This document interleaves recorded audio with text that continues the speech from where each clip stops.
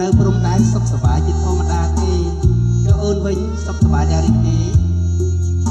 ចាំរដូវកាលនេះយើងនឹងស្វេតគ្នាណាអូនណាអូខេ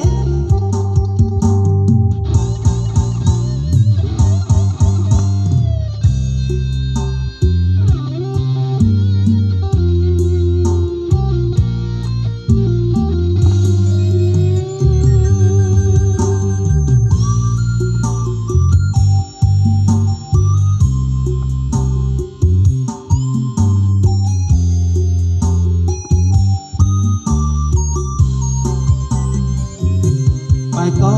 នឹកគ្នាយកធៀបពងងារដងចិត្តទោះបីនៅឆ្ងាយឬជិតក៏មិនទេកាមសួរគ្នាផងនៅព្រំដែនបានសុខណាស់បើពងងារពេលល្ងាចគឺក្រាមរកគ្នាយកធៀបពងងារជាគោបាយកង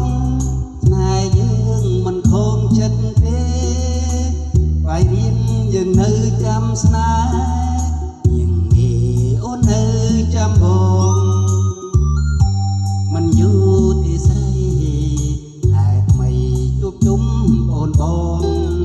ពេលល្ងាចសាក់យំឆ្លើយឆ្លងដូចអូននឹងបងឆ្លើយឆ្លងទូរស័ព្ទអូន